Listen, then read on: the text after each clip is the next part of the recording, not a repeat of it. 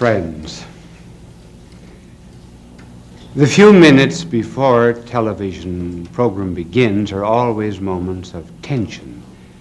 There's a countdown and one is always waiting for the cue to start. It reminds me of a woman in an Arkansas town, a very small town. She was trying to crash the society in this village, but her husband was not very social, so she kept him upstairs with instructions that he was not to come down to the tea under any circumstances. She invited in the ladies, and she was charming them at tea, and her efforts were just about crowned with success when a voice was heard from upstairs. It was the husband, and he was saying, "Ma, there are only clean towels in the bathroom. Is it all right to start one?" So we get the cue and start a television show. And this one is about America. Sometimes the Europeans make great fun of us. This really and truly happened to a friend of mine who was studying in Switzerland. And it seems this American had gone over for his first visit to Europe. And my friend in Switzerland, who was an American, said, "Well, how do you like Europe?" "Oh," he said, "I don't like anything about it." He said, "They're not up to date. They do not have the latest gadgets. The television not in the hotel rooms." And then he said, "Buildings are old." He said, "There are churches here that are over 1,000 years old." And then dirty. "I don't find anything beautiful here." My American friend said, "Well, don't you think Switzerland is beautiful?" He said, "Take away the scenery, and what have you got left?"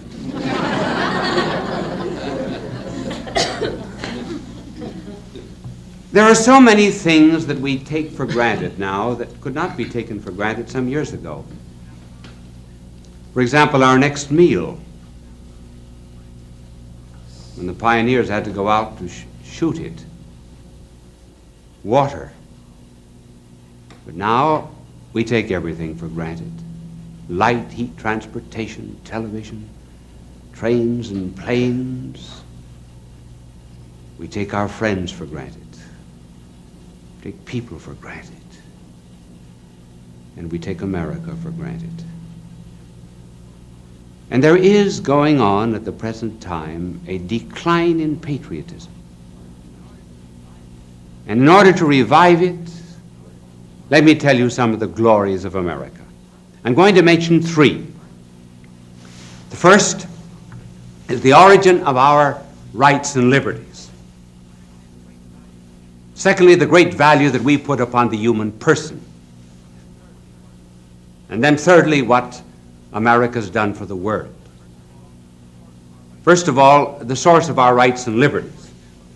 Where, for example, do I get the right of free speech here? Whence comes freedom of press, freedom of conscience, freedom of religion? There's an audience here in this studio. They are an assembly. Whence comes the right of assembly?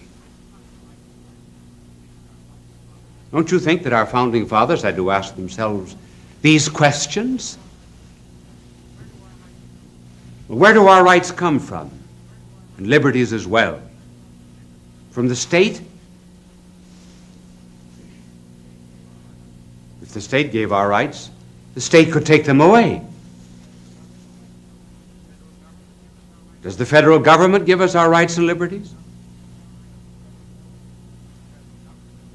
If the federal government gave us our rights and liberties, the federal government could take them away. On March the 15th, we feel it takes almost everything else away and might take away our rights and liberties. Our founding fathers had to ask themselves these questions, and they searched about for some basis and some ground of our liberties. And they looked to one theory that was being held in Europe at the time. Namely, that rights and liberties come from Parliament. Founding fathers rejected that. Then they considered another theory. That they come from the will of the majority. And rightly, they refused to accept that view. They wanted a country in which rights and liberties did not come from the will of the majority in an election. They wanted a country in which the majority would be the custodian of minority rights. And they finally found the source of rights and liberties, and they set it down in the second paragraph of our Declaration of Independence. It is a self-evident principle that the Creator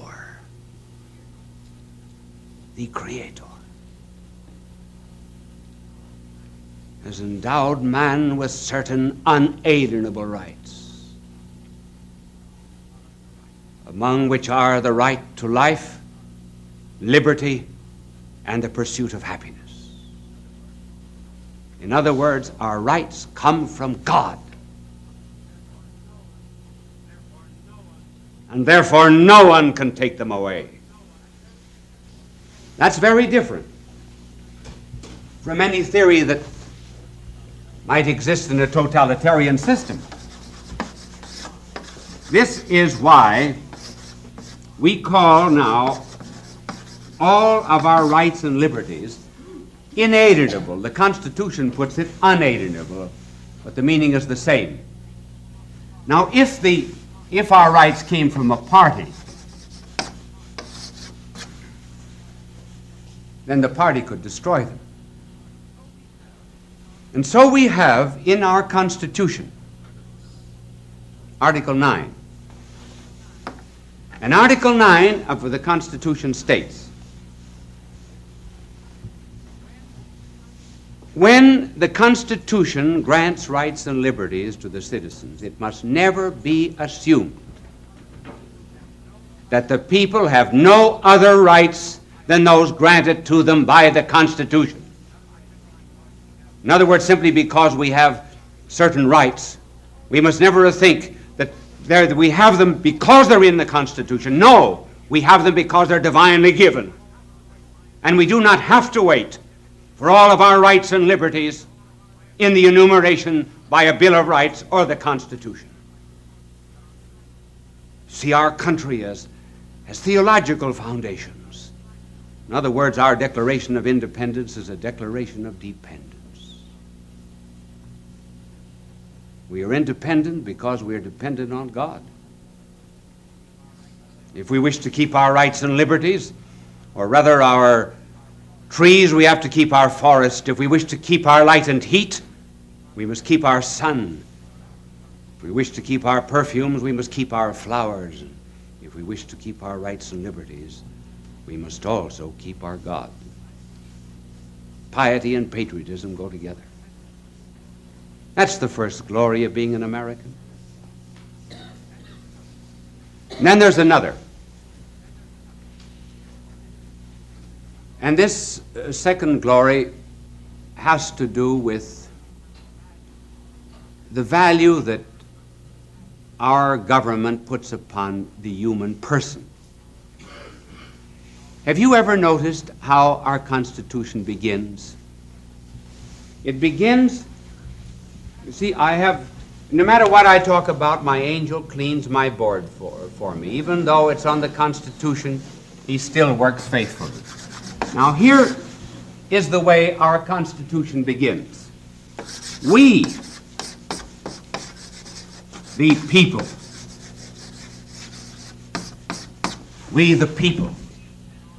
decree and ordain a Constitution. Who are people?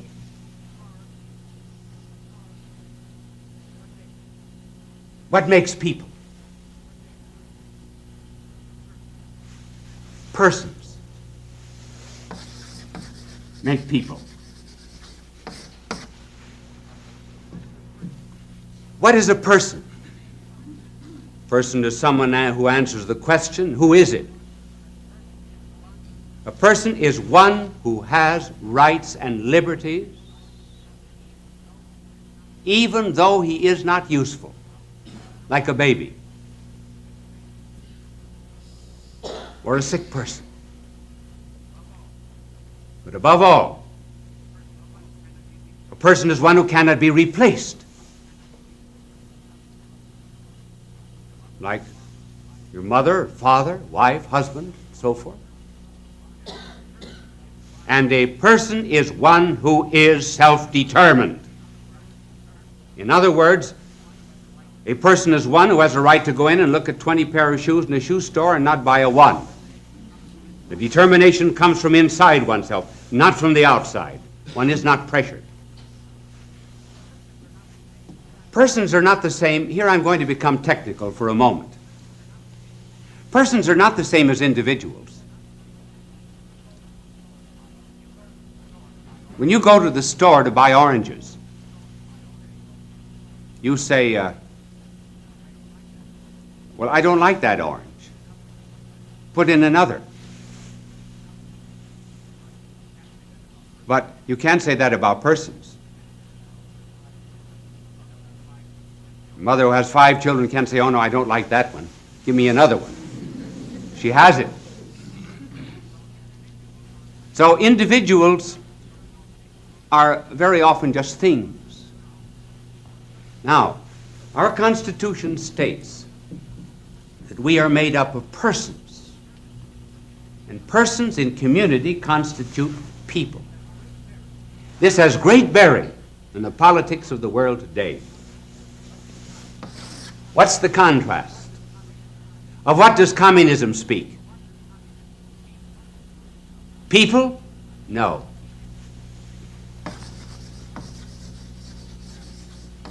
Masses. Who are masses? They're persons who began to be individuals, who lost all sense of responsibility, and then began to be amalgamated into a mass. And all the direction of the masses comes from outside of the persons. They are not self-determining. It's the party that determines. It's the dictator that determines. We are not masses. We are people. One can beware of anyone who speaks. Therefore, the American nation is being made up of masses. Karl Marx, who founded communism, said, the individual has no value, the person has no value, except he is a member of the Communist Party. If he's not a member of the party, he has no value. We say he has value independent of any party. I remember some years ago, Haywood Broun, the great journalist, told me of a friend of his who was a cartoonist for the Daily Worker, which was the communist daily in New York City. And this cartoonist had developed cancer and was unable to work. And he was living in great poverty.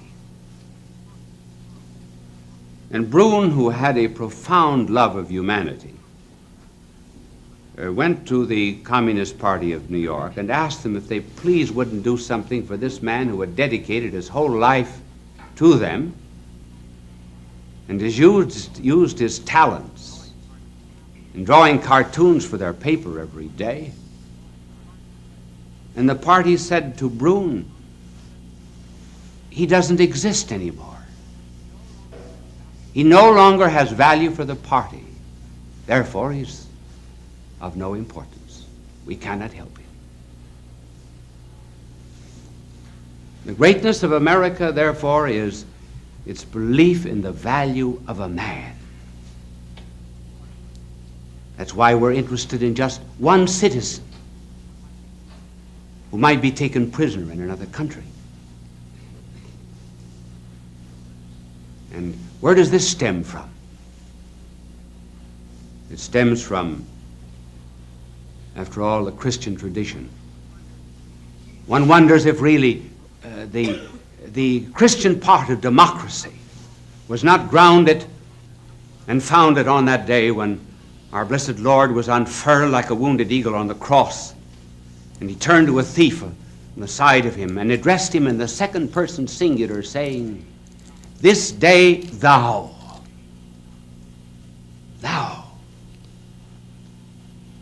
shalt be with me in paradise."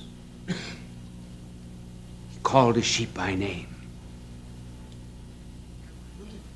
Everyone had a value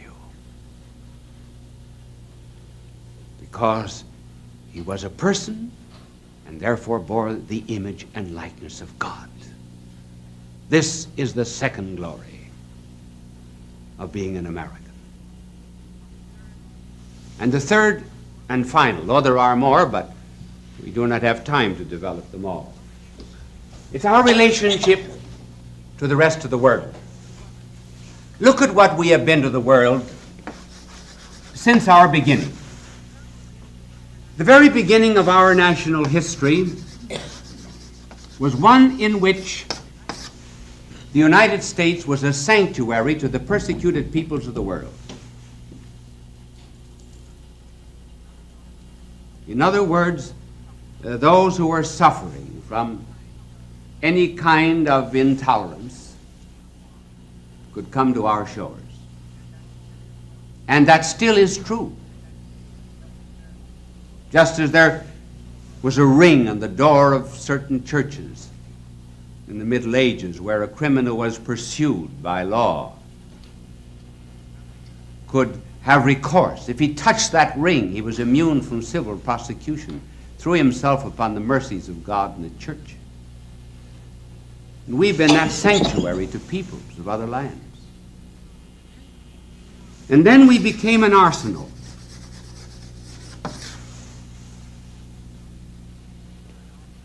We were an arsenal in 2 world wars. And we did not gain 1 inch of territory. Nor did we ask for it. Very few instances will you find in history in which a nation took hold of the enemy immediately after the war and lifted it up. Who became the strong nations after the war? The defeated ones. Japan, Germany, Italy. We reached out a hand to them, loved our enemies, were happy when the war was over.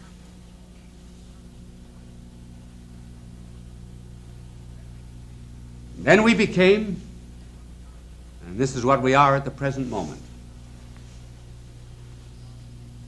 we are a pantry.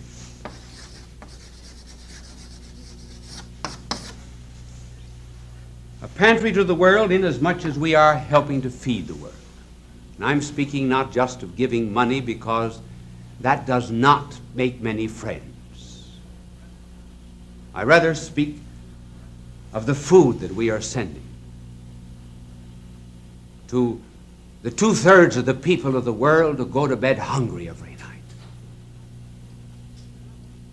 Do you not think that this is going to draw down upon us many of the blessings of God? While we find complaints, and there are always complaints in any human temporal society, nevertheless, I believe really and truly that we are destined under providence to be a secondary cause for the preservation of the liberties of the world. We have indeed a task that is not easy,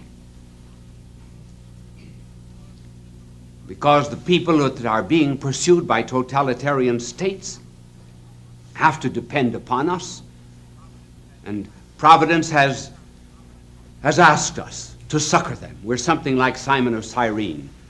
Remember, here was this man from Africa, for Cyrene was in Africa, who one Good Friday morning stationed himself along a roadway to Calvary.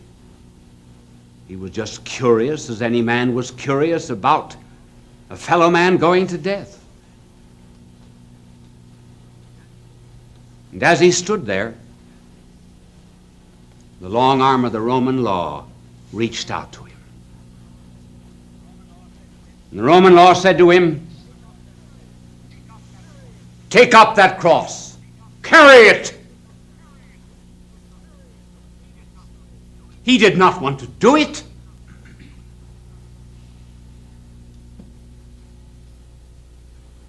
But he carried it. After a while, the burden became sweet and the yoke light. And so it is with America.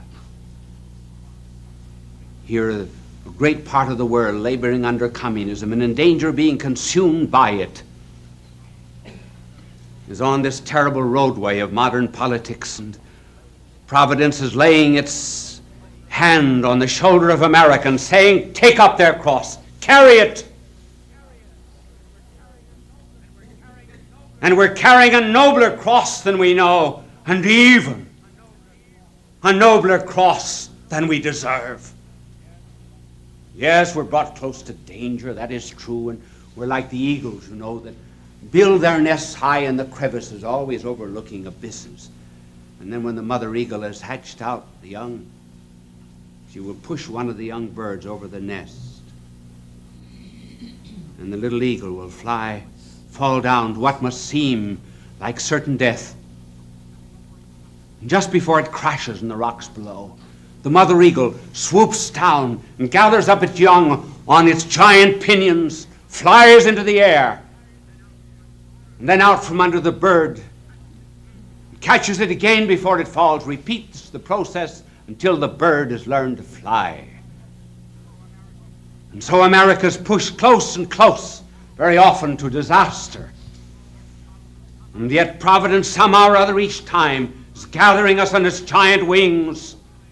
As Moses said, as the eagle stirs among its young, so God stirs among the nations, and particularly our own.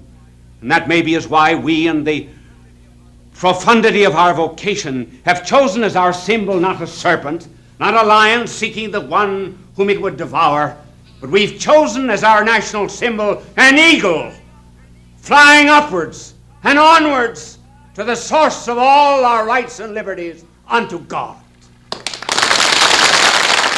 Bishop Sheen was a pioneer in Christian broadcasting. He produced thousands of radio shows and appeared on countless television programs. When he received television's Emmy Award, Bishop Sheen said, "Thank God for a good season." The Greeks used to speak of piety, and by piety they meant love of God, love of neighbor, and love of country. Be proud of your country, as Paul was proud, saying, "Cibus Romanus sum, I am a Roman, and so I am an American." Bye now, and God love you. Fulton J. Sheen is indeed a man for all seasons. He walked a paced beat, allowing us to glimpse his nature and ponder its worth and to enjoy its presence. Bishop Sheen authored over 90 books. He broadcast countless radio and television programs and ministered in many parts of the world to people of every belief.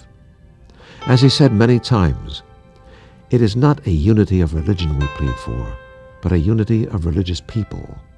We may not be able to meet in the same pew, but we can meet on our knees.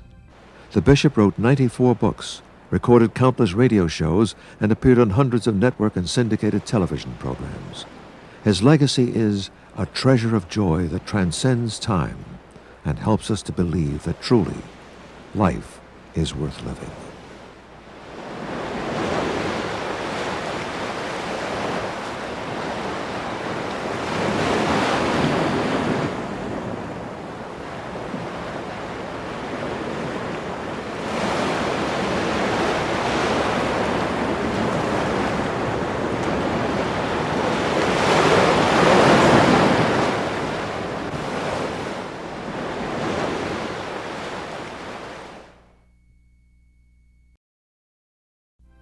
The vast white beauty of the season of winter reaches gracefully toward the sleeping mountains, and there, in the beauty of its flowing crystal sculptures, we miss seeing the simple presence of color. Even our warm, wild creatures know it's not easy finding green under a blanket of snow. but it's nice to have a friend to help you look. It is in this season of winter that we celebrate the Bethlehem birth of the child Jesus. Bishop Sheen says, "It was a breakthrough in time that changed our world, for we found a belief that is the love of the truth." Unbelief is dread of the truth about ourselves. That's unbelief. Faith is a willingness to face the truth about ourselves. And when we do, well, once that original dread is overcome and we admit the breakthrough, then we're changed. And then our mind is illumined, our will is strengthened, we have a great joy and happiness. She's lovely, isn't she? Beautiful. Hi there. I'm Cameron Mitchell, and I want to wish happy holidays to all of you. Christmas is our time of love and goodwill, a moment in the portrait of history when a bright silver star high in the night sky gave off a close and holy light, and the world in solemn stillness lay to hear the angels sing. Christmas is also a time of giving, and we've wrapped up a special present just for you, filled with hugs, kisses, joy, hope, and sunshine. It's a Christmas gift of love from a friend of yours, Fulton J. Sheen. He calls it Superman and Christmas, a unique comparison of fantasy and truth, a breakthrough in history, blessed by the birth of a child of grace, peace, and love. Friends, a mother told her little boy to go into the parlor and turn on television. He was distracting the mother. And he turned the dial, and he caught a picture of me on television. He ran out, said to his mother, "Ma, Superman." Well, here is Superman in a new costume with even a new title tonight, Superman and Christmas. What has Superman got to do with Christmas? You know what Superman does, Batman. And then these men, we have mother planets. Isn't it interesting how many of those we have in our world today who, first of all, seem to come from somewhere else, just as Superman does. And quickly he changes his costume. He goes into a telephone booth or a closet, just as an ordinary mortal, and he puts on the form and the habit of Superman. And then once he's broke through with this great power of his, then he begins to do wonders. He relieves us in our afflictions, helps damsels in distress, defends those who have been persecuted, lover of the poor and the socially disinherited. And this intensely pleases the American people. Why is it that programs of this kind are so popular? I think there's a subconscious reason, almost an unconscious one. First of all, we know that the help that we need is not just among us ordinary mortals and the affairs of daily life. If we are to have the inner strength that we need, it has to come from outside. We've never expressed this, perhaps in so many words, but we know the need of it. And Superman, Batman, and men from other worlds, they satisfy our needs, at least from the point of view of imagination. They give us what we lack. We know that of and by ourselves we are not enough. Just as the music that we love is the music we already have in our own hearts,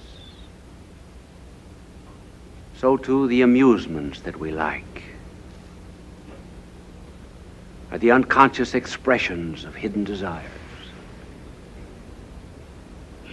Superman is the desire for Christmas. It should not be hard for our generation to understand Christmas. Now I'm going to show you how Superman and Christmas are somewhat alike. I really didn't need to use this blackboard tonight, but I'm going to use it just for this one illustration so my angel can clean it. It would be terrible to have a Christmas show and not use my angel.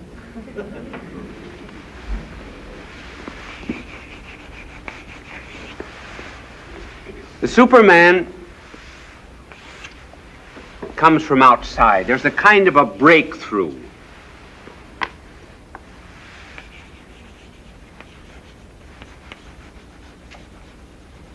Is that clear?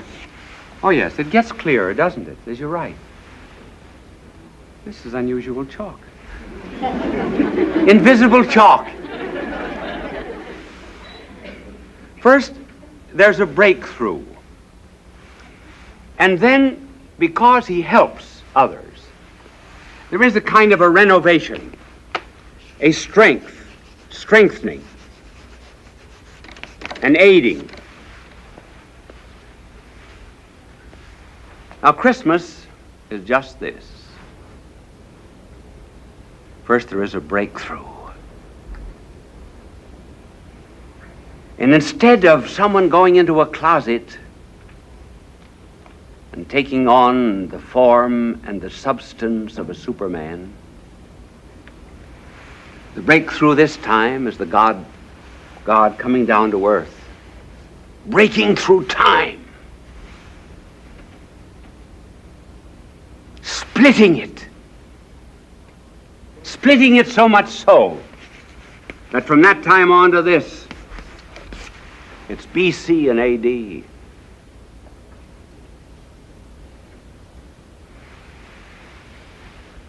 But there's this difference from Superman, and this is very important. Superman goes from weakness to power. The breakthrough of Christmas is from power to weakness. You saw the picture of the crib when the show began. Here is infinity and littleness. See, this isn't a man getting strong. This is a God becoming weak.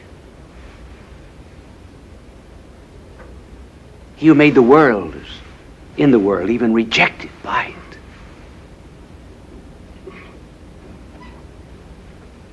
He who made the nest is nestled therein. The tiny little hands that are not quite long enough to reach the huge heads of the cattle are the hands that hold the reins, that steer the sun and moon and stars in their courses.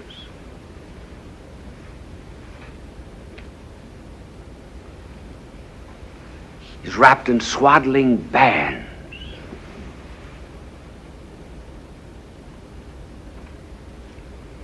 Divinity, enclosed, wrapped, confined, cabin, cribbed, helpless as a babe. What a difference between Superman and this breakthrough. Not a manifestation of power to please the pride of man, but humility to humble man's pride. This idea of a God becoming a man that you saw there in the crib is something that's very hard for us to realize. Just suppose a Suppose you loved dogs, and you were sorrowful for the way dogs were treated by some masters or neglected. And you had the power to dispossess yourself of your body. But you could do with your soul what you wanted. And you took that soul of yours and you put it into the body of a dog.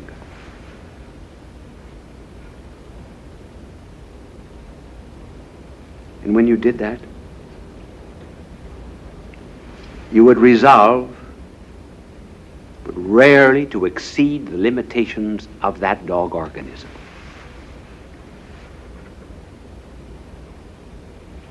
What a humiliation that would be. You know that you had a mind that could write poetry and that could study science and absorb literature and understand Dante and Aquinas, and yet here you were in the body of a dog. And then there would be another humiliation.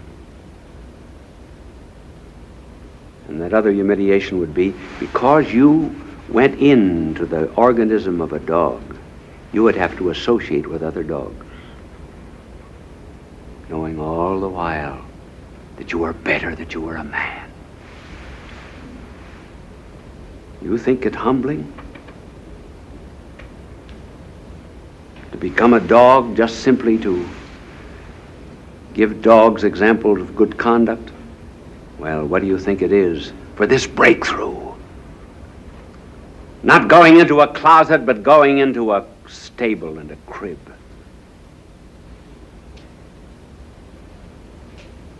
Being bound with swaddling bands.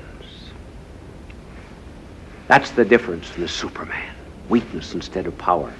And then the other difference is that Superman, when he comes to this earth of ours to do his wonders, only touches the environment. He touches what is outside of man. In other words, I've never seen chalk like that before. Angel, where did you get it? You've got to wait for an effect. It's like telling a funny story. It just doesn't happen all at once. All the Superman does is to change circumstances on the outside. But he does not touch man on the inside. That's the difference. And when God becomes man, when we have Christmas, he leaves circumstances very much the way they are. He leaves Roman soldiers parading through the streets. The same problems. Pain and suffering and hunger and so forth. But he begins reforming the hearts of men. And once they are reformed, then if they live according to his way, then they'll do away with these boring things of indigence and suffering. So the God-man works in the heart of a man. It's very much as if, now I wonder if my angel will use an invisible eraser. Now, this internal operation of God when he comes to this earth may be likened to a plague.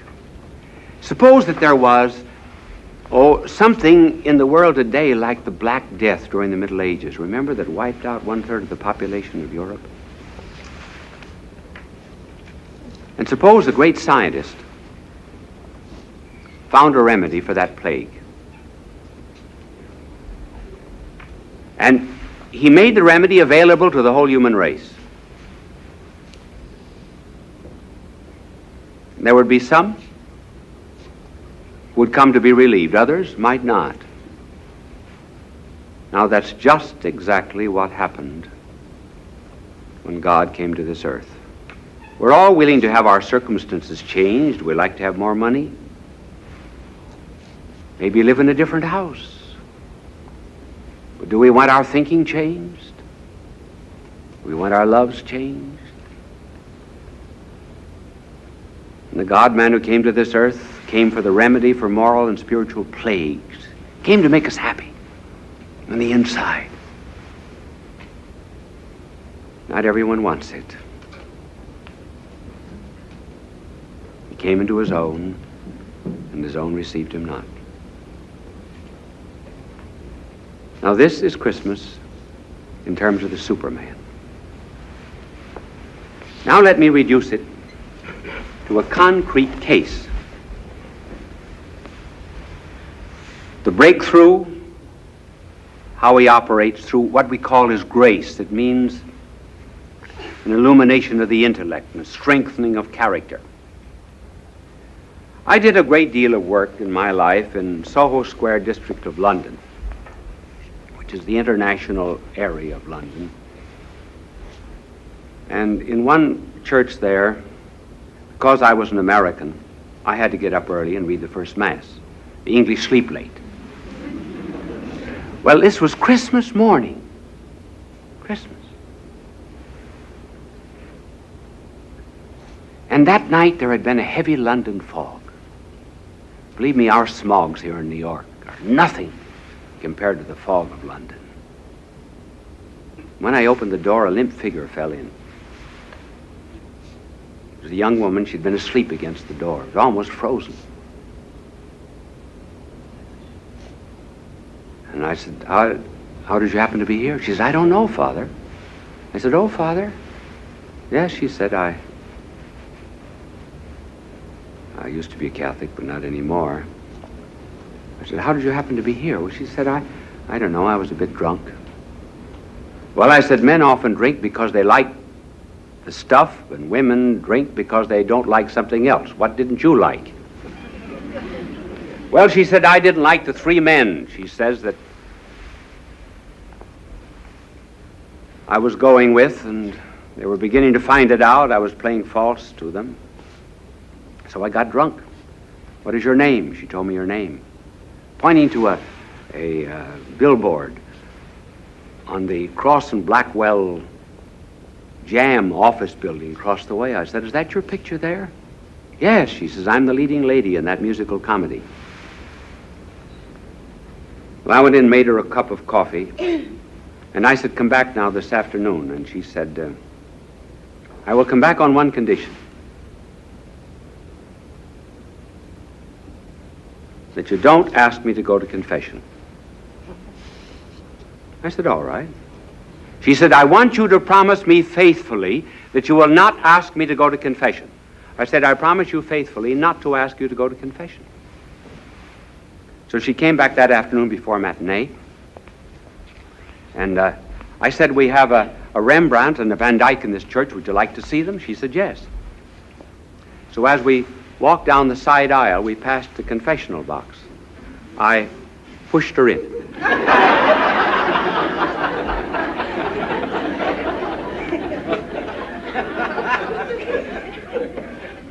I didn't ask her to go.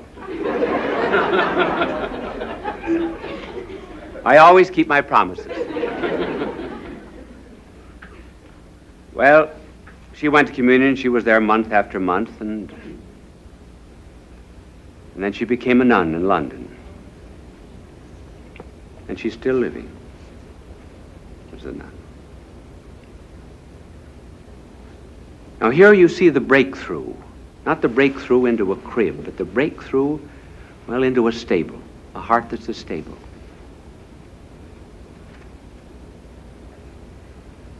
And then when the breakthrough happened,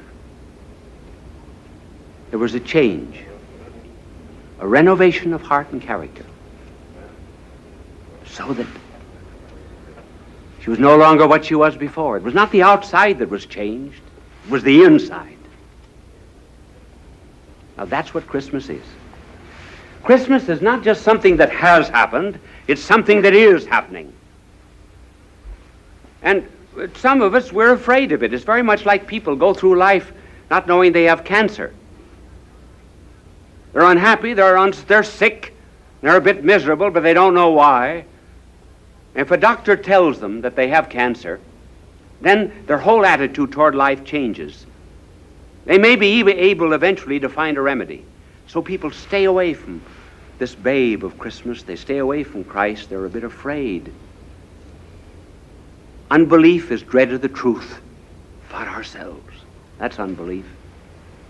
Faith is a willingness to face the truth about ourselves. And when we do, well, once that original dread is overcome and we admit the breakthrough, then we're changed. And then our mind is illumined, our will is strengthened, we have a great joy and happiness. So I say, therefore, it's hard for some people to accept Christmas. But I'm going to give you a tip, because I'm talking to everybody. I always do on television. If you do not want to start there, in that stable, with the full recognition of that breakthrough, I will tell you where to start.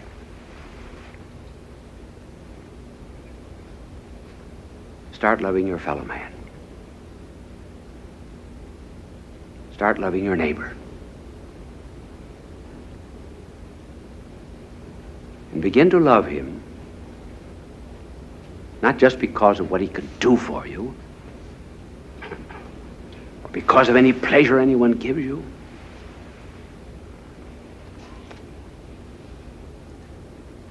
but just love him as a fellow man, and then eventually you begin to see that he's a creature of God. The only unhappy people in this world are the people who are selfish.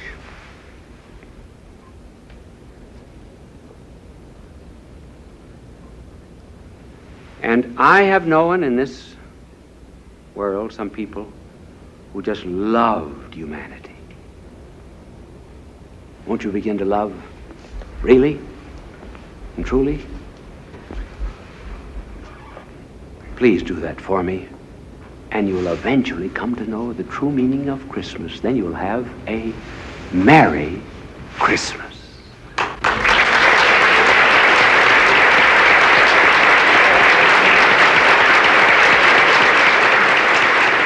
Happy Christmas, Bishop Sheen. Happy Christmas. In your presence, there is a benediction and a grace.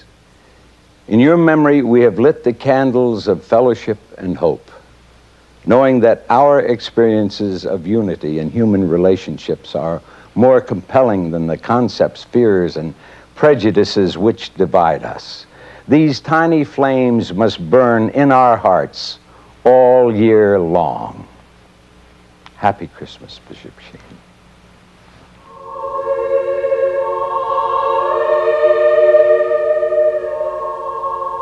Bye now, and God love you.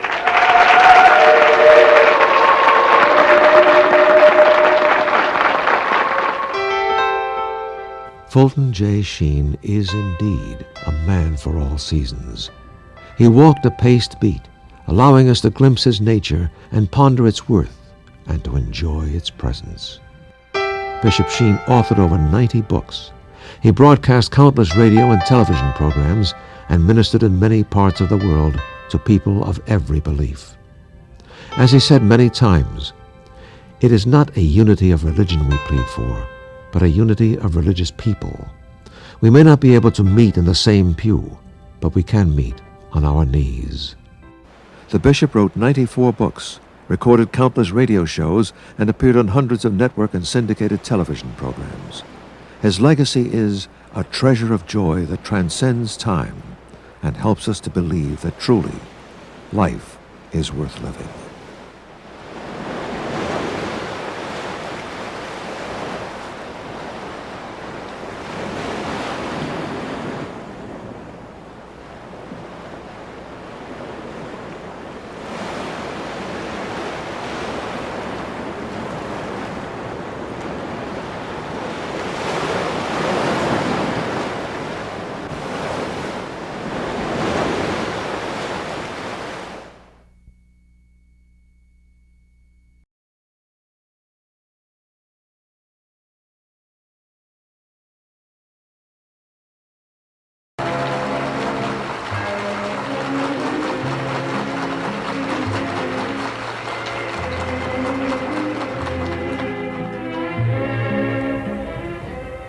Friends,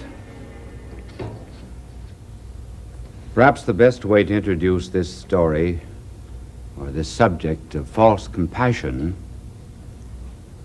is to tell you about a little girl who hurt her finger, began to bleed slightly, and she went in to see her mother, and her mother bound it up.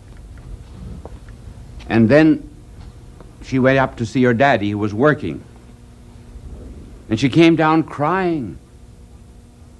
The mother said, "Why are you crying?" Well, she said, "I told Daddy that I hurt my finger, and he didn't even say, 'oh.'" That was just a want of compassion. Compassion is a sympathy, a pity, an ability to be wounded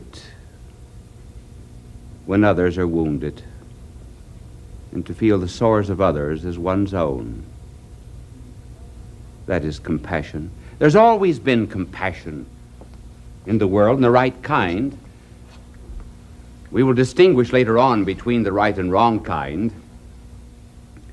Even the old Greek historian Herodotus, who lived several centuries before Christ, tells that he was shipwrecked once on an island, and the people came out and cared for him, built fires and fed him. We know of the compassion, and kindness, and sympathy of the Muslims. They will even kill sometimes their last lamb for a visitor. Then there was the story, it's only a legend, I suppose, about Abraham. One day a visitor came to Abraham's tent, and Abraham killed a lamb, gave him the best bed, showed him every courtesy and kindness, and yet nothing pleased the visitor.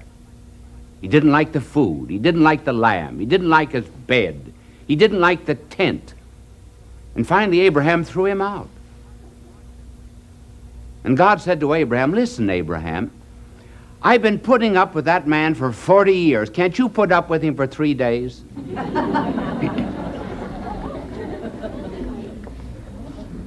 Of course, the classic story of all compassion is the parable of the Good Samaritan. And it is interesting how that parable began and how it was occasioned. A very clever lawyer came to visit our blessed Lord and said, "What must I do to inherit eternal life?" Now the lawyer wanted an argument. Lawyers like arguments. And our blessed Lord, in answer to his question, asked a question. Sometimes it's well, not always to be put on the defensive with a question. Ask another. And so, when our blessed Lord was asked the question, he said, "Well, what do you read in the law?" And he quoted the law.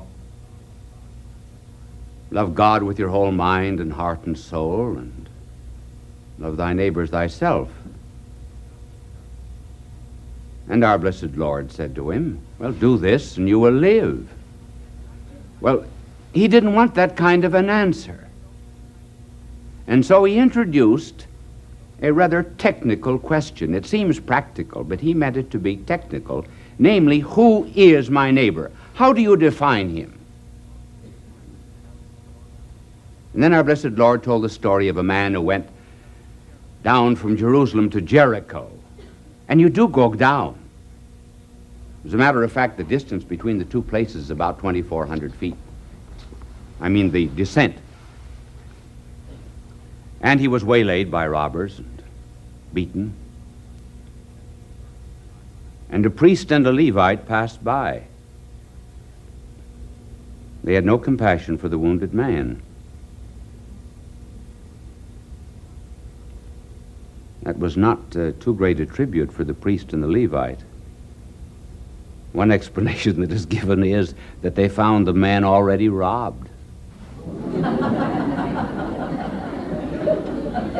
Maybe, who knows? It could happen. And then a man who was a stranger and an alien, namely the Good Samaritan, passed by and brought him to the inn and then offered to return and pay all expenses. And so our blessed Lord said, now who's the neighbor? Well, the lawyer said it's the one who showed compassion. And our Lord said, that's right. Now do this and you will live. So there's always been a right kind of compassion, and it manifests itself in various ways. It can be physical, it can be financial, it can be moral. Financial compassion would be helping the poor. And this really happened to me the other day going to my office. Some tramp came up to him and he said, would you give me $31 for a cup of coffee? And I gave him $1, and then it suddenly dawned on me, $31. I said, why do you want $31? I said, a coffee, a breakfast will only cost you $1. Why do you want the 30? You know what he told me? He said, you wouldn't want me to go into a restaurant dressed in this suit, would you? Well, at that point, the priest passed him by. Then there's also a physical compassion, too. You probably have often seen the picture of a boy that's carrying another boy on his back, and someone said, isn't he too heavy? No. He said, he's my brother. Then there's moral compassion. Suppose a judge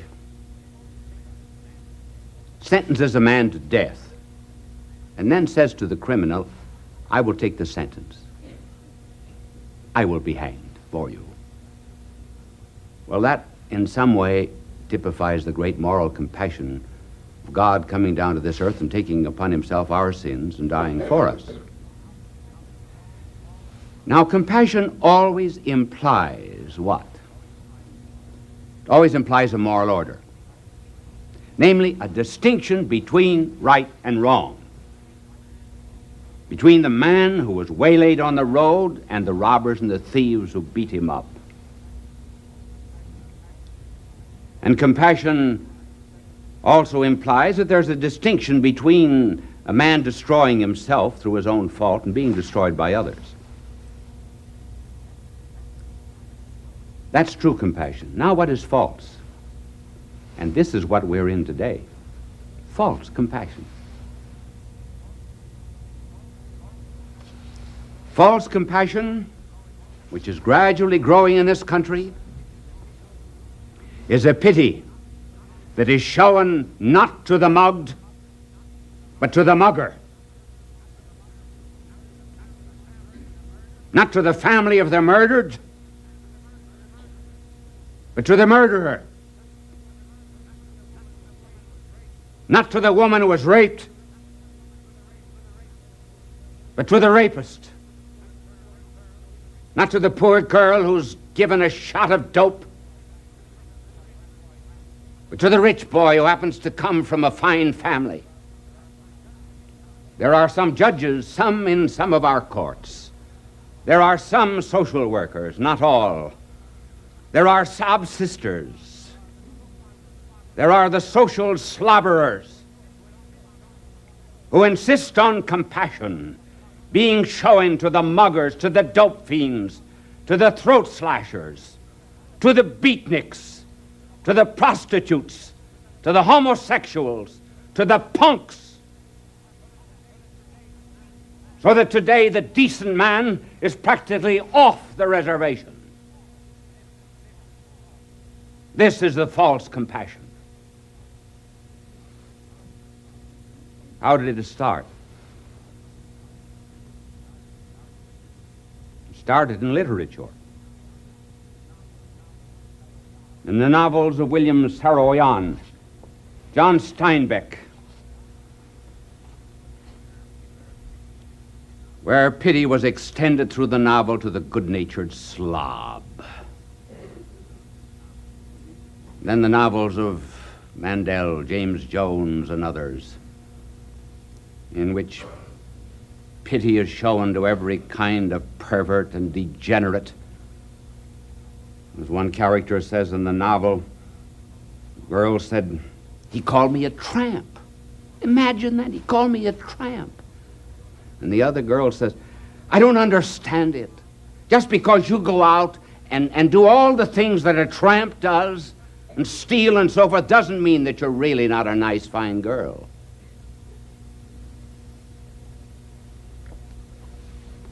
Now, with what result? With the result that crime is increasing, that clemency of a false kind is shown to criminals,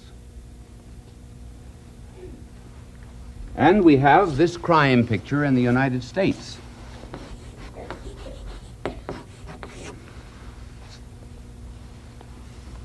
There is a robbery in the United States every 30 seconds.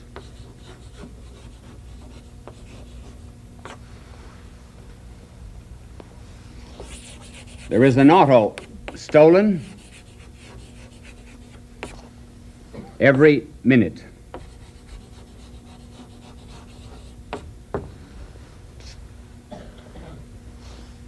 There is a rape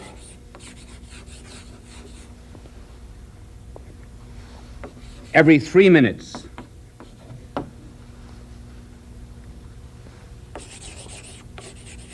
There is a murder in the United States every 60 minutes.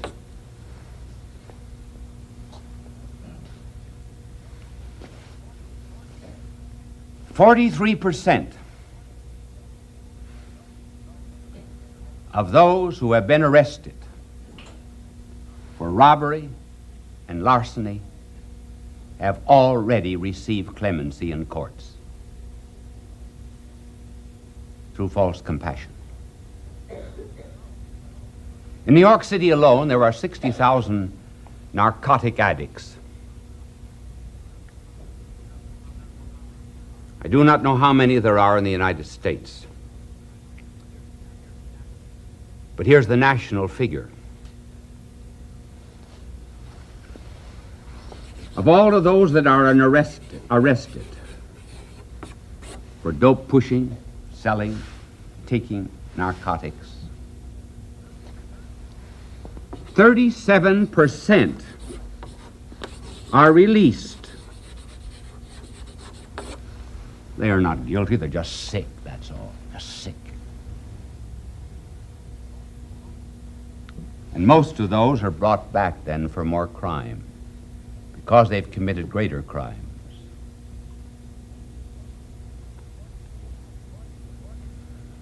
"40%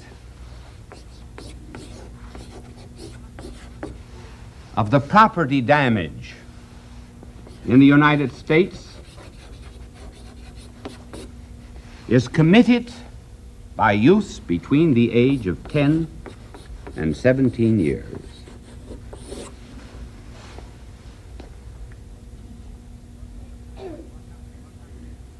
What happens to policemen who are trying to defend justice? 12 out of every 100 policemen in the United States are assaulted in the line of duty. Why assaulted? Is there respect for authority? Or is there pity for the dope pusher, for the thief, for the young mugger who murders an 80-year-old woman for 15 cents?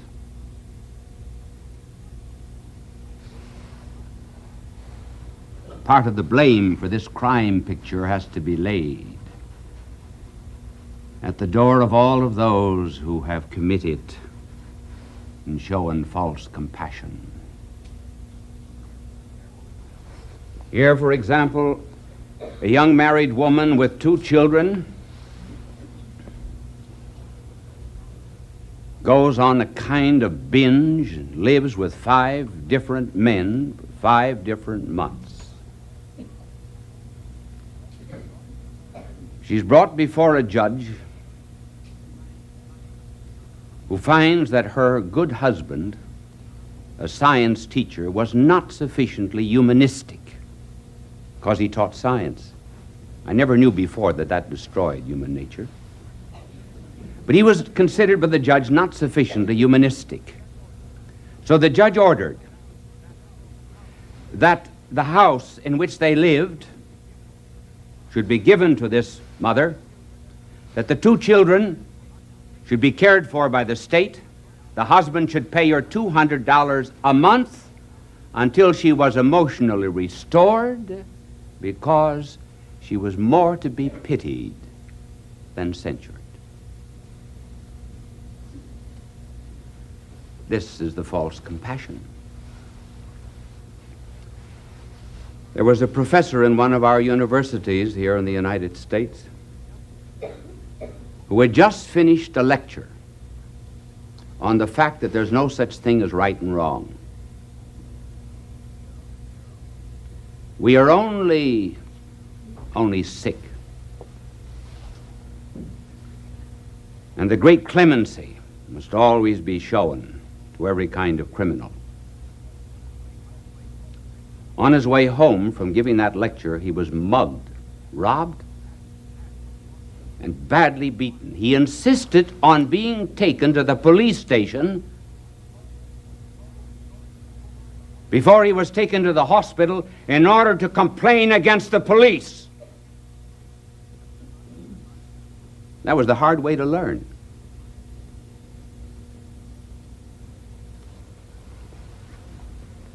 But why this false compassion? Well, we say simply because we've broken down the standards of right and wrong. Reduced everything to a malady and a disease.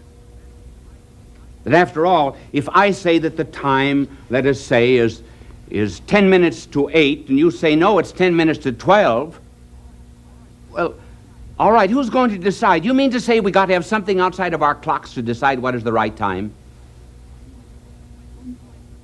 Suppose you go into a store and say that a yard means 23 inches. Someone else says, no, it's 24. Another is 36. There's no standard outside of all of you? Who's going to decide what is right?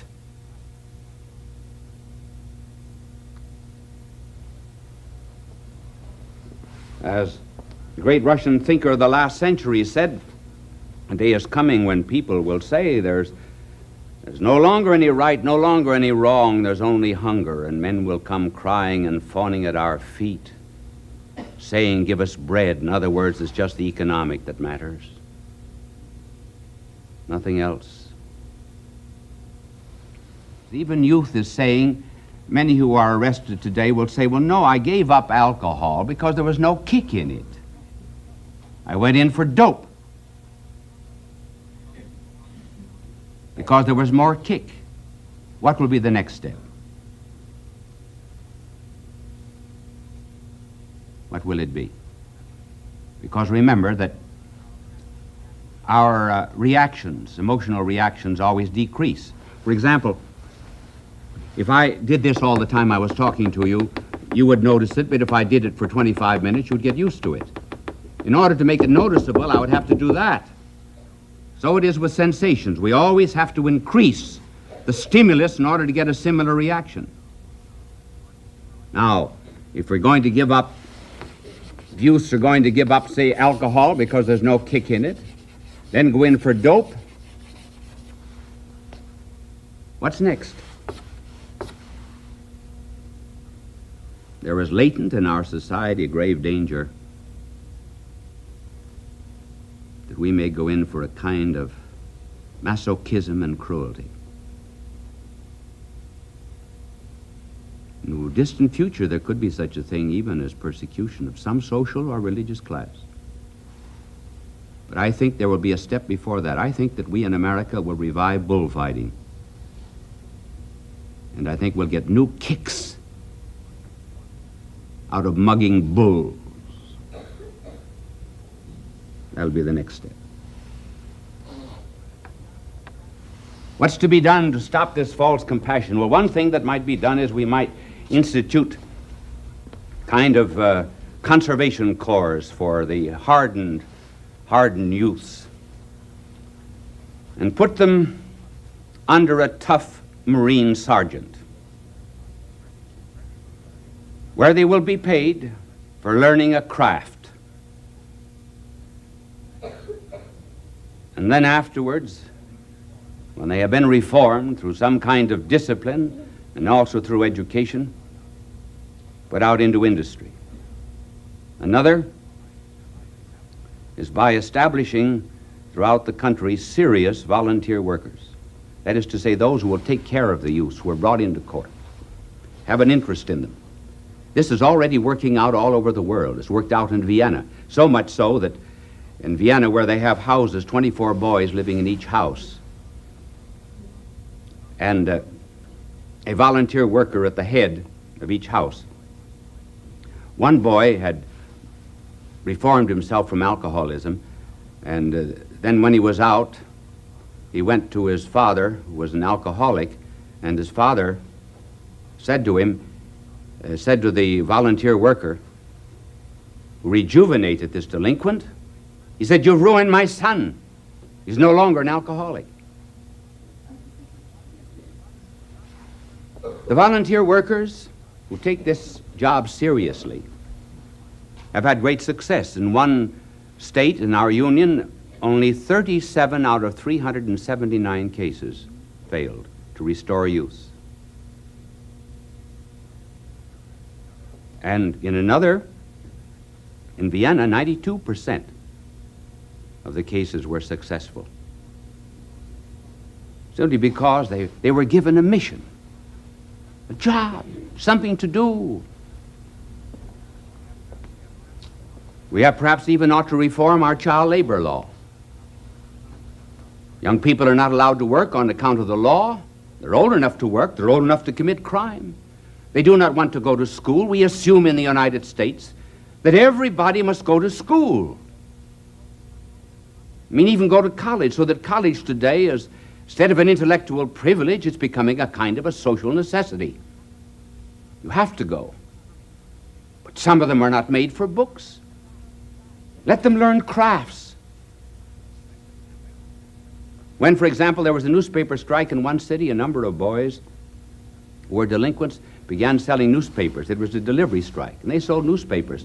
Crime dropped. The time of the blackout in New York some time ago, the youths went out and directed traffic, proved themselves worthwhile. Why? They had a job, they had a mission. And this is what we have to do, to recognize responsibility.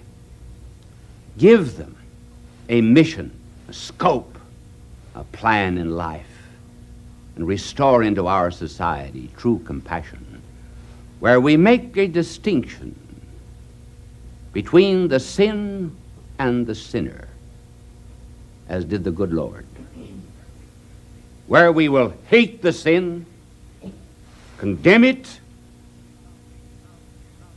and love the sinner. And with this compassion, we can hear once again the words, "Do this, and you will live."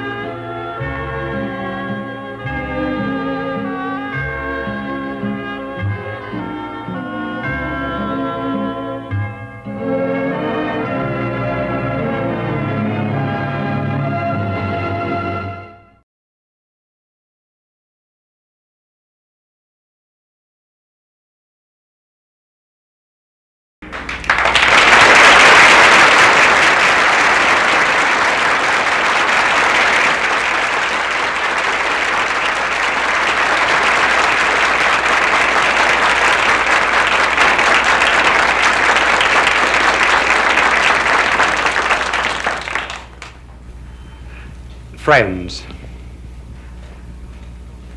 I presume you noticed the elocutionary gymnastics of the announcer in projecting the particular subject of this evening. You know, it could have been a curse word. I heard of an Irish woman who went to Moscow apropos of the subject of hell, and she met a communist over there who helped her onto a tram. She was rather surprised. And she turned to him and she said, "May the good Lord find a nice, cool spot in hell for you."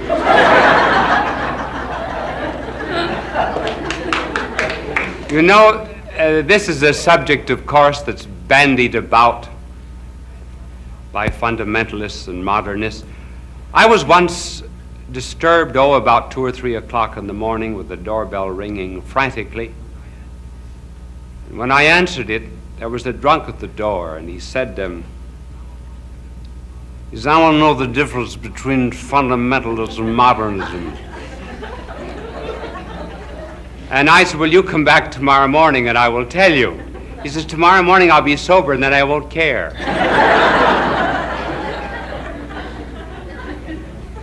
Those who live in New York and have to commute to Long Island are very familiar with the place en route where on the Long Island Railroad you have to change your trains. And it is always, of course, one of the great difficulties that commuters have to face on their way back home at night, coming in the morning sometimes. This particular man was suffering from a heart attack, which seized him just at the point of change, which is Jamaica. Clergyman called on him in the station and said, "Don't you think you better make your peace with God?" He said, "You know you're going either to heaven or to hell." And he said, "I don't care where I'm going, as long as I don't have to change at Jamaica."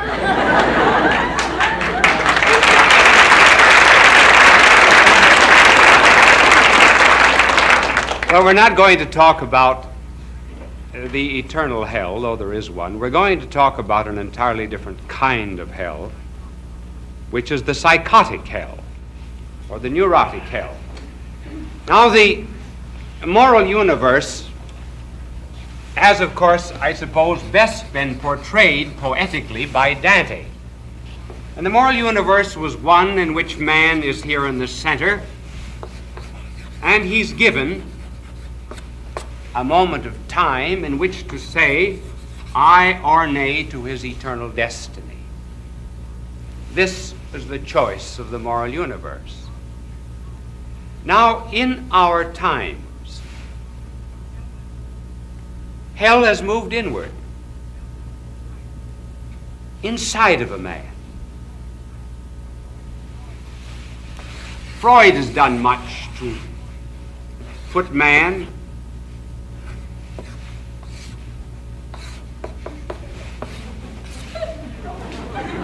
and hell on the inside. This is what is called just his consciousness. This becomes the superego for Freud, and this becomes the id down here.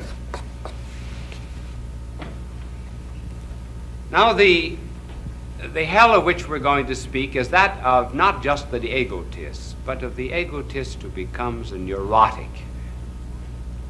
And we're going to do this first in terms of an incident that happened in the life of our Lord, and secondly in terms of modern psychiatry and psychology. And for our modern terms, we go to the gospel.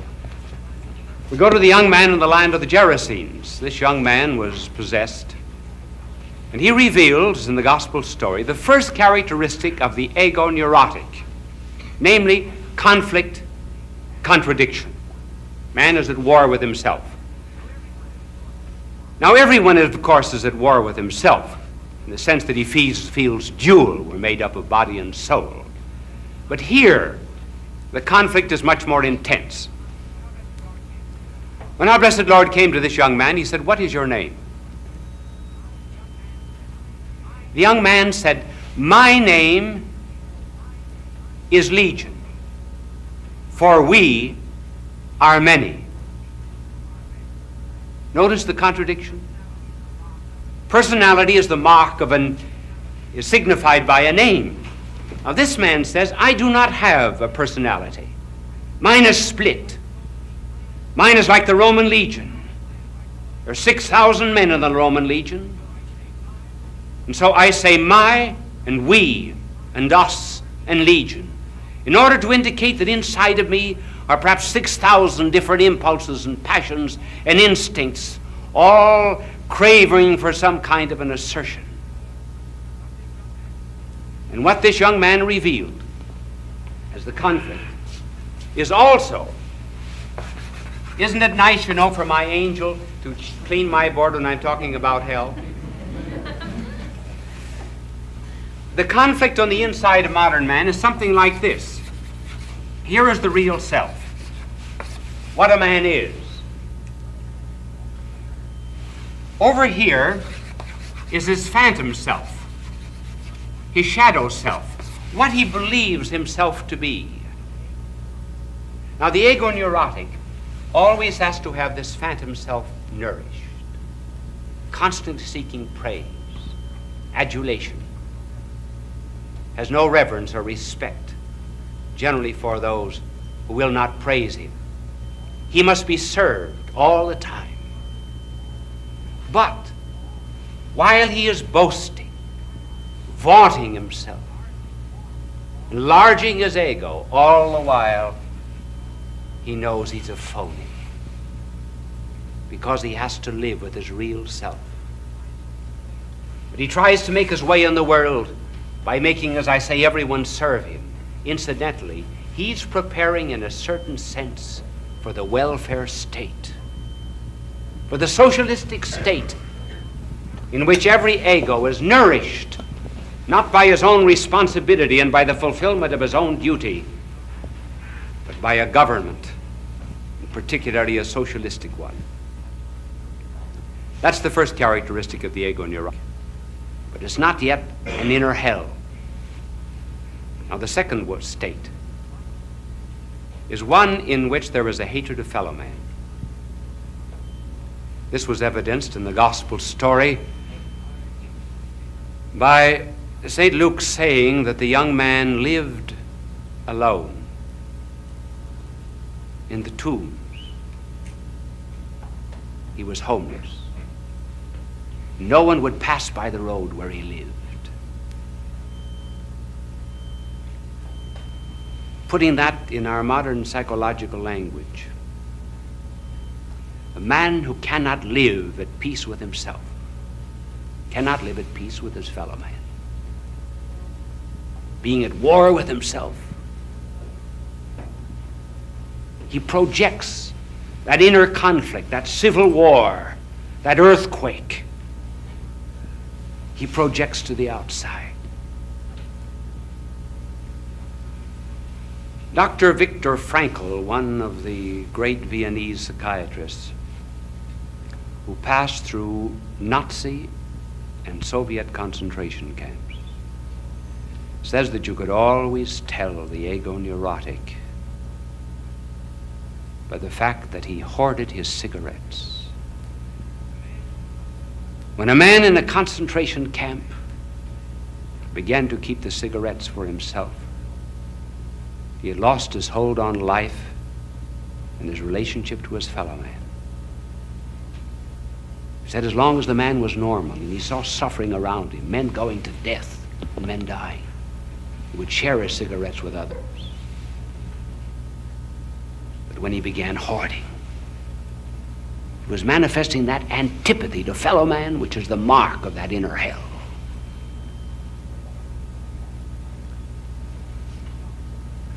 Sartre, the French existentialist, an atheist, and who lives in his own inner hell. Oh, how he described it in his drama called Huis Clos.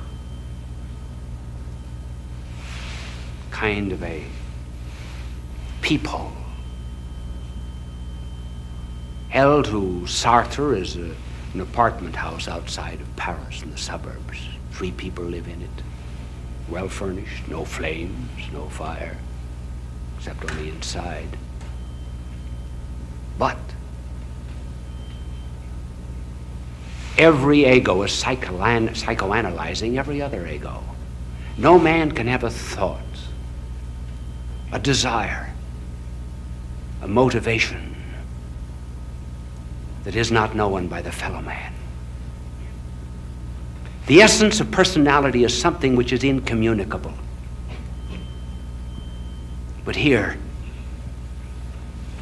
the neighbor is the one who destroys that personality and therefore is hated.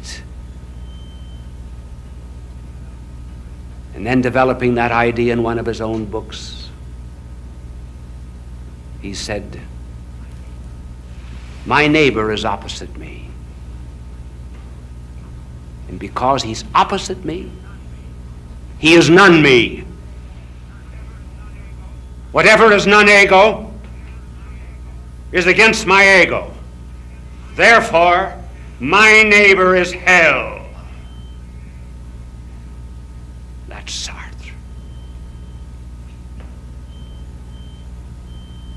And that's the second mark of the ego neurotic. And the third mark is given in the gospel, was when the possessed young man said, or rather the evil spirit in him said to our Lord, why dost thou meddle with us, Jesus, Son of God? Art thou come to disturb us before our appointed time? Notice that he did not deny that Christ was the Son of God. The devil did not. He admitted it. But what is there? There's a hatred of God. God's a meddler to that kind of an ego neurotic. He's a disturber. And so the ego neurotic in modern psychological language has a terrific hatred and contempt for religion. And it is not so much that he knows there is no God, it is rather that he wills that there be no God. And sometimes that will becomes action. And when there's a corporate will that there be no God, and the action is corporate, then you have militant atheism. Then you have communism. And this is the hell there is in the ego neurotic. The fugitive from himself, the fugitive from his neighbor, the fugitive from God. T.S. Eliot said in one of his fine lines of poetry, in a land of fugitives, when everyone, he who goes in the opposite direction seems to be going the wrong way, when everyone is throwing themselves into an abyss, the one who runs from the abyss is called a fool.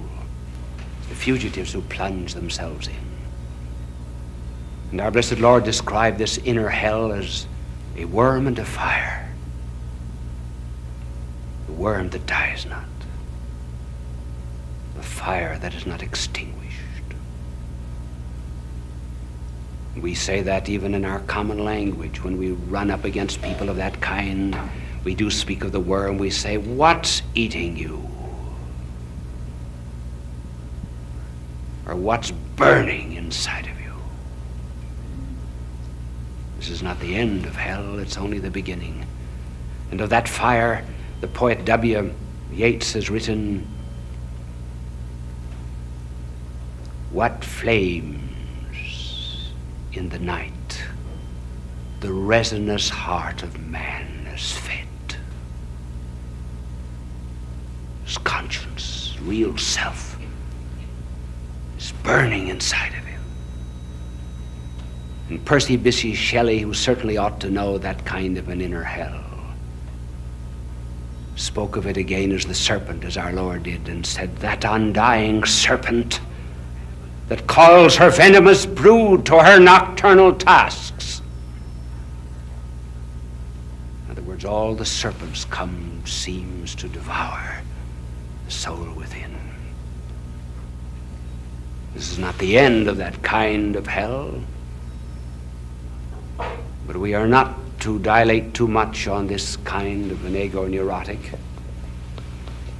except merely to describe it in these poetic and psychological terms. More important still is how to get out of it.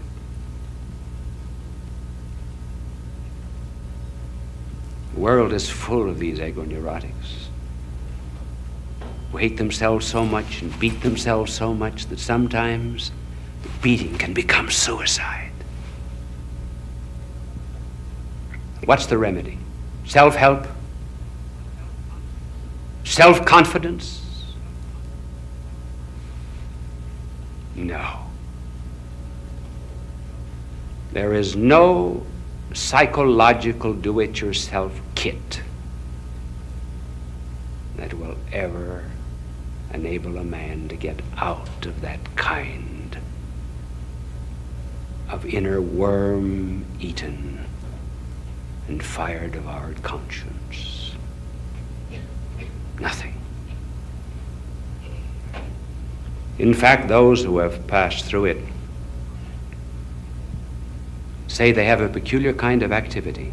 And here is a strange testimony. The testimony of a man who does not believe in God, who has done everything he could to destroy decency, morality, and virtue. He prided himself in being a follower of Nietzsche to a point where he went on doing evil so that evil would become his good. I'm speaking of the French atheist and communist André Gide. And André Gide says of himself in his diary, "If I could at least relate the drama, could depict Satan as he is when he takes possession of a man." An absurd notion, you may think, but I have lately come to understand it for the first time. You are not merely taken prisoner, but the evil, which is an active power, demands from you activity in his service. Where do the communists get the energy? Gide tells us. You are compelled to be fighting for false and perverse causes. No, a man cannot help himself. As our blessed Lord said, what man by taking thought can add to a stature 1 cubit? He cannot gather figs from thorns, grapes from thistles. So there has to be a power that comes from the outside.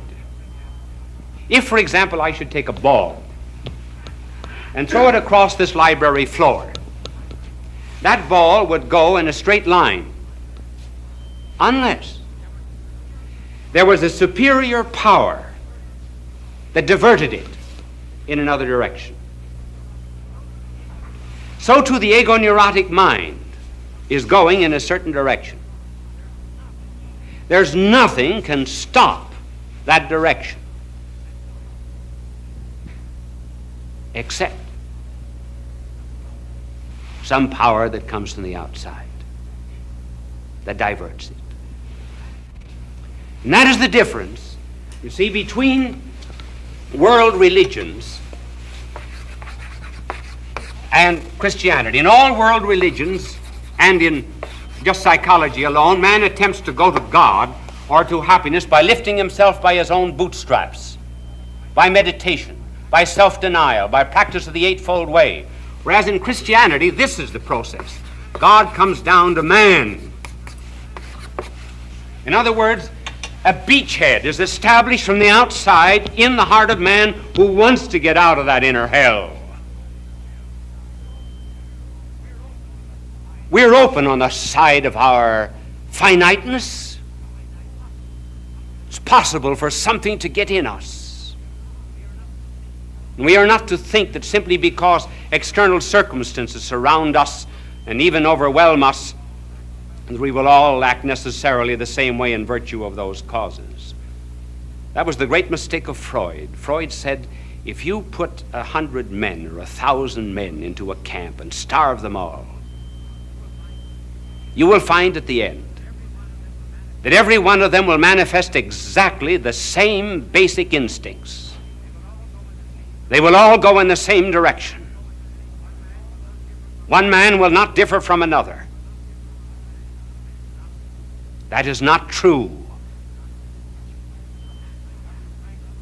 Dr. Frankl, who was in a Nazi and Soviet concentration camp, said that some men, during starvation, became saintly, and other men went on the side of the devils.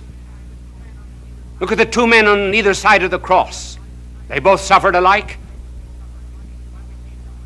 One became the good thief, and the other wanted to be taken down to go on the business of stealing. An American psychiatrist, speaking of the soldiers in Korea under starvation and under communist torture, said that some became altruistic and others simply became like demons. What makes the difference in each and every instance is not what has happened to them here, but whether or not they cooperated with a power that came from the outside. And I suppose if there's anything that illustrates this outer power that comes unknowingly into people even when they live together, it is the story of the editor of the London Daily Worker, the communist sheet. The editor was a Dr. Hyde. Dr. Hyde and his wife, who was also a leading communist in London, were listening one night to a broadcast given by Molotov, in which Molotov was speaking of peace. Suddenly Mrs. Hyde got up and shut off the radio. She said, "I do not believe that Molotov wants peace. I think he wants war. I think his dove of peace is covered with bayonets. And the only reason he's talking of peace is to deceive the rest of the world." And the husband said, "You're not talking like a communist." She said, "I know I'm not. But I'm talking like someone that's going to get out of this ego-neurotic hell of ours." He said, "If you keep on talking that way, I will report you to the party, and you will be disciplined." She said, "Report me. I would give anything to get out of this." "Why?" He said, "You're talking as if one day you might go into the church." She said, "I am." He got up and said to her, "So am I. Shake."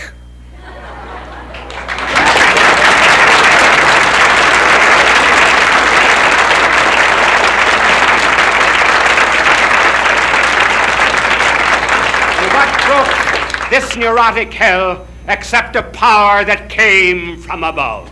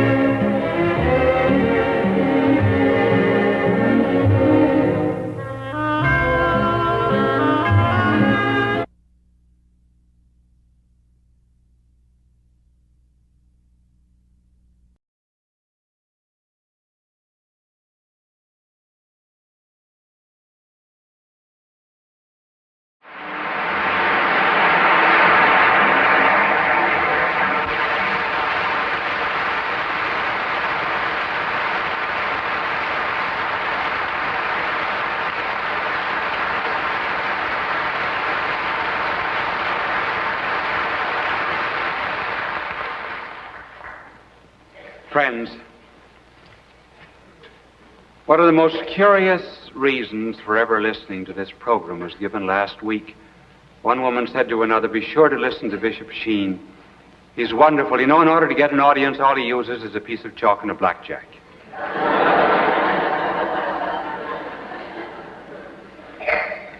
Well, you asked for it, namely the subject of angels.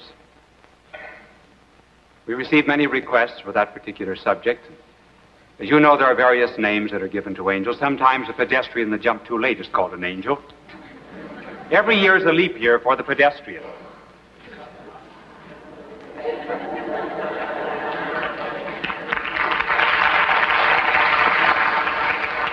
And then, of course, those who give money to produce Broadway shows are also called angels.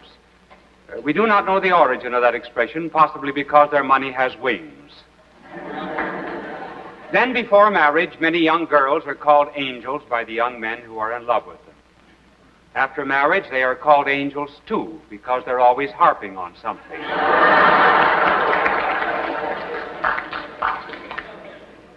And sometimes, but perhaps less often, young men before marriage are called angels by the young ladies who love them.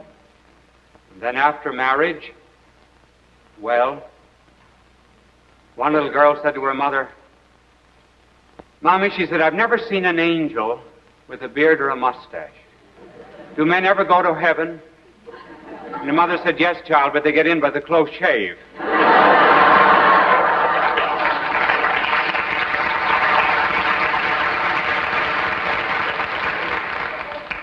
Whenever I travel, I am always asked, where is your angel? Well, as a matter of fact, I always tell them, but they never seem to understand it. Well, I have my angel with me, so have you. Of course, you cannot see the angel. But our modern world does not believe in angels. Curious, but an angel is put in the category of a myth. Around Christmas time, we have a number of gold ones for commercial purposes. But it is felt to be just a transitional period between infancy and that of adult maturity. And the reason we do not believe in angels is easy enough to understand. Our modern world happens to be rather materialistic. And so most people live in a closed universe, in the sense that they believe that man is just an animal. He has no immortal soul. The sole purpose of life is a little security and a little pleasure. There's no world of spirit outside this world of matter. Modern minds are very much like the Soviet world. The Soviet world is a closed society. The only great influence in the outside world the Soviets allow in is science. That's because they can turn science back against the world. Well, if you live in a materialistic universe which denies spiritual values, obviously there's no place for angels. Then there are other penalties, too. One shows up in architecture. Have you noticed that modern architecture is absolutely without decoration? Look at the building of the United Nations. It looks like a kind of a cracker box. Cellophane windows, and many of the buildings that are going up on Park Avenue. Why this type of architecture? Well, simply because since there's no spirit world, nothing immaterial, then there's nothing to represent symbolically. When people had faith and when they believed in a world beyond this, then matter was used to symbolize the spirit, such as gargoyles in cathedral, phoenixes and the like. And when we settle down to the dull, drab existence of a material universe, decoration passed out. We also see this effect of materialism on the relationships of person with person. How little courtesy there is in the world today. There used to be courtesy and politeness simply because we believe that every other person bore within himself a divine image. Hence we treated that person with respect. Today, little courtesy anywhere. The other day, I got up on a subway and gave my seat to a woman who was holding on to a strap. She was rather surprised. And she said to me, Why did you do that? Well, I looked at her and I saw that she was absolutely incapable of understanding a spiritual reason, and I said to her, well, madam, I tell you, ever since I was a little boy, I've had an infinite respect for a woman with a strap in her hand.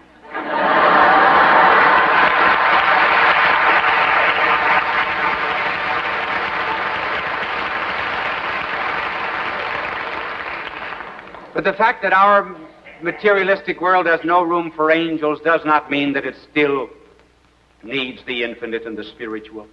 Look at our children. They are not taught anything about angels. But a child cannot abandon the infinite.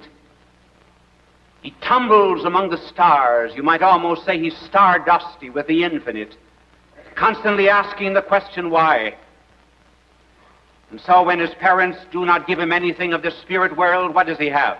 Space Cadets, Captain Video, Captain Midnight, Superman. All substitutes for angels in the world of spirit. So it is with adults. We have not the infinite, so we manufacture substitutes. We speak of the ids and the inferiority complex. Did you ever see an inferiority complex out for a walk? So we become interested in the inhabitants on Mars and flying saucers. All these are poor substitutes for the world of spirit. But a carnalized, materialized world cannot believe in angels. But reason can. We know there are angels. How do we know? Well, we know, first of all, let me tell you what an angel is, the origin of the word.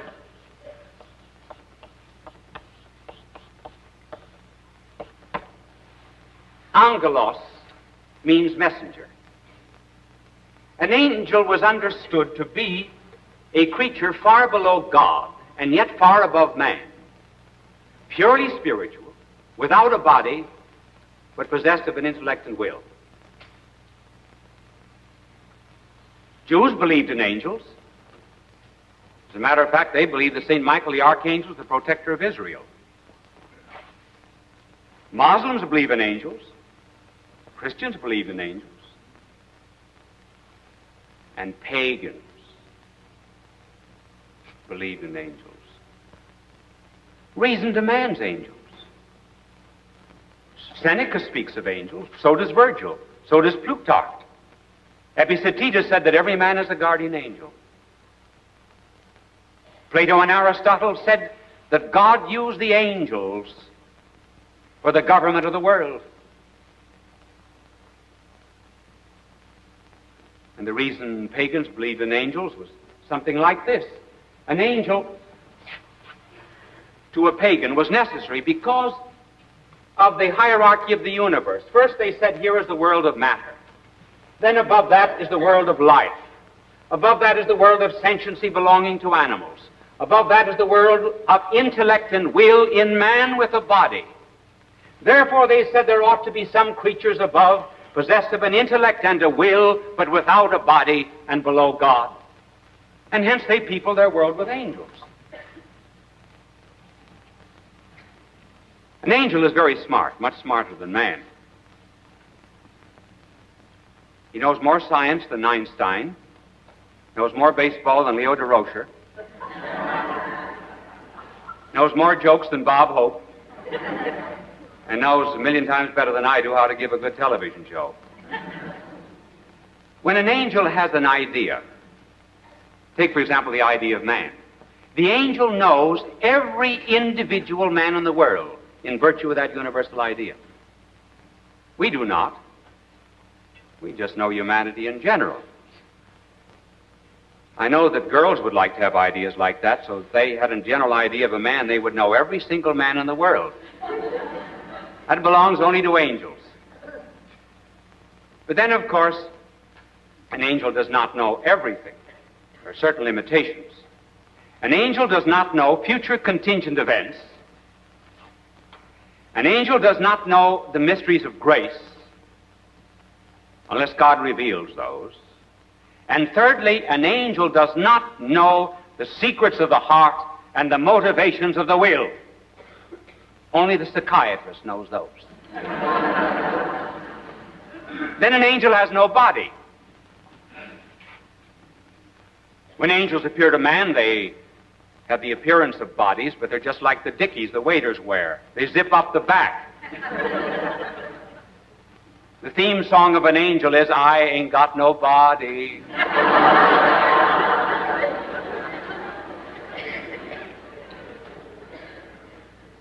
And therefore an angel never has anything that gets loose, which is a great convenience. Now, not all angels are good. There are some angels that are bad. And I'm going to get, if my little angel doesn't change this board in a minute, I'm going to give him a square halo because he'd be a blockhead.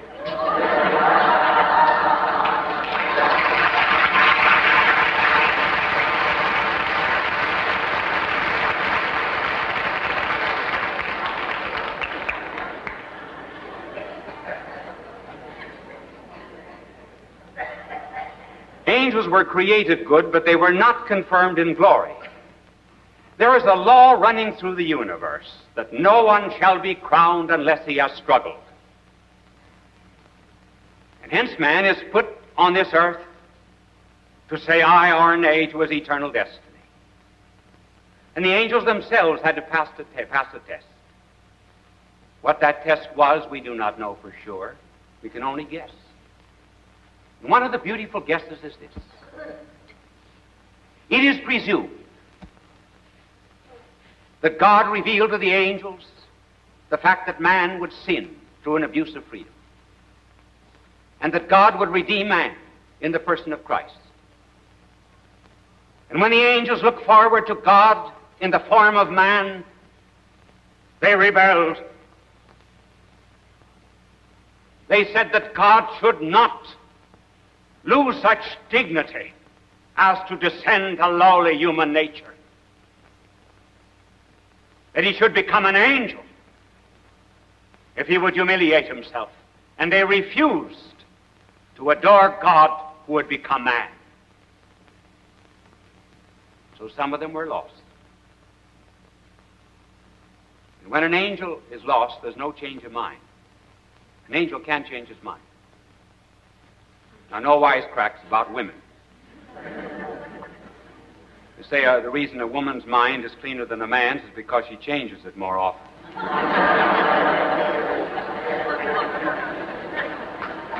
But an angel can't change its mind because an angel sees the consequences of each and every one of its decisions with the same clarity that you and I see the part can never be greater than the whole.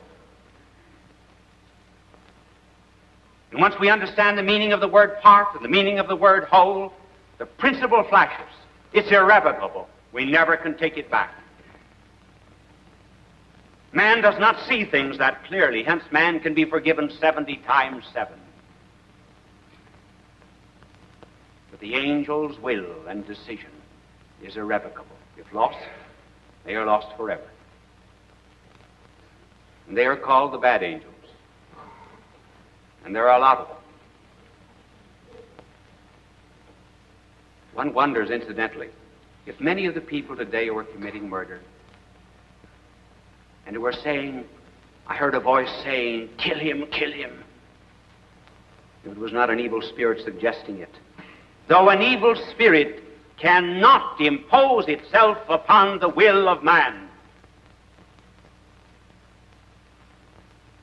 man still remains free. The suggestion would come from the outside, just like a billboard or an evil book.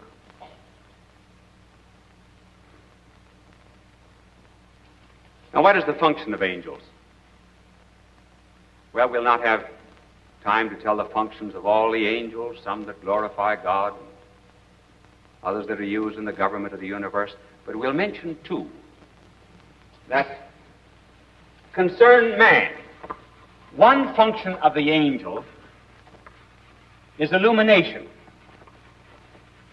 and the other function is that of being a guardian. First of all, illumination. An angel can illumine our mind in the way of truth and also infuse good ideals. We should not be surprised at that.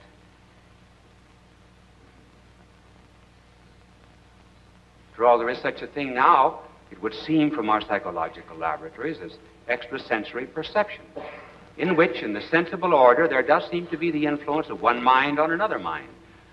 Nothing material passing between the minds. A professor illumines the mind of his students unless he isn't a good professor.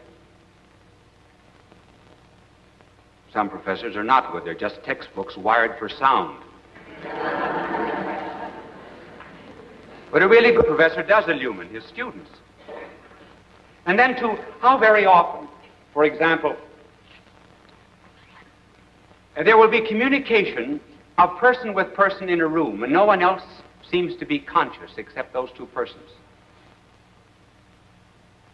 Didn't Pinza popularize that idea? Across a crowded room.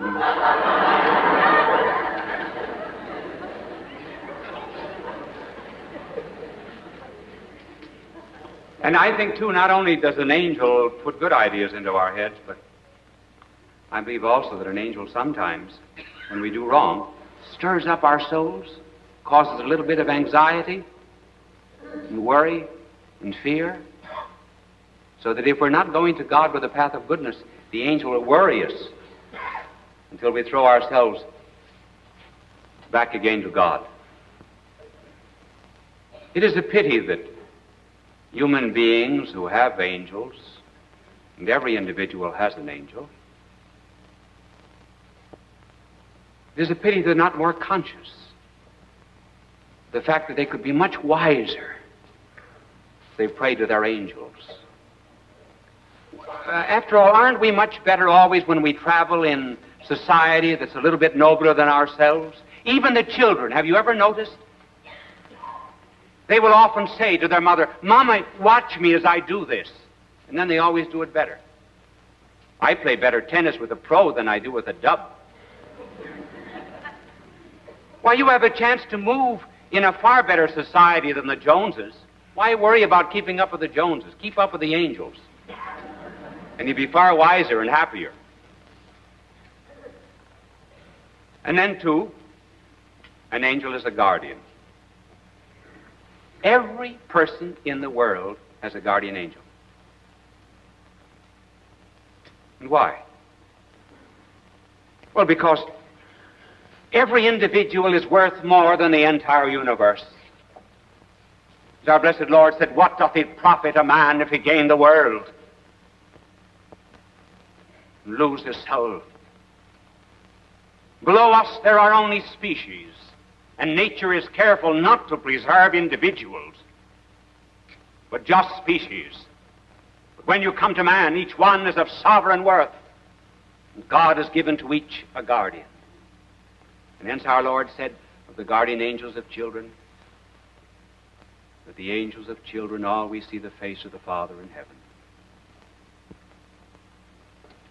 What is it that protects children when they fall out of second and third story windows? One wonders, honestly, how a child ever gets to be a man. When you think of the pots and pans they can pull off on themselves, and all the harm that they can get into and the fires they start, it's a good thing the good Lord has given them guardian angels. And parents ought to tell their children about the guardian angels and pray to them in order that the children may be safe during the day. And then even in times of war. A Jewish soldier told me this story. During a battle, he was with 4 men in a trench. And it seems as if this particular shell that hit killed the 4 men. He alone was saved. He said he heard a voice saying to him, "Get out of this trench." And he crawled on his stomach across the mud to another shell hole, and as he did, the shell exploded in the one that he left. In the second hole, the second time, he heard the voice, and he left that, and the shell exploded there, and that continued 5 times. The Jew afterwards told me, for the first time in my life, I began to feel the protection of God through an angel. He said, I'd read about angels in the New Testament, but had never thought of them. And then flying. Some people are afraid to fly. You know, I think that's a terrible insult against God to be afraid to fly. Because people are practically saying to the good Lord, as long as I'm here on this earth, you can't touch me. I'm safe.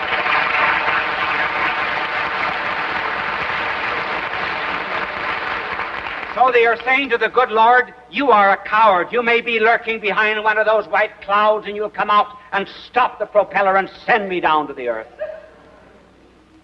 Every day of my life, I always say a prayer to St. Raphael.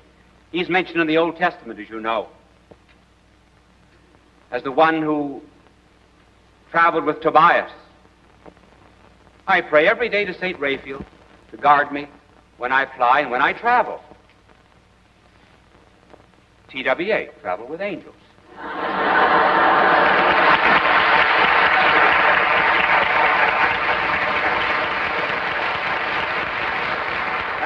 That commercial ought to get me a free trip to Newark sometime.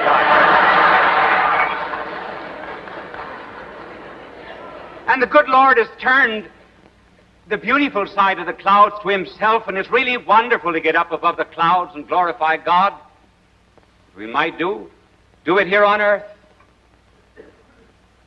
And therefore may I say to you, the reason we do not think of angels is because we do not think of God. Just as soon as we begin to think of God,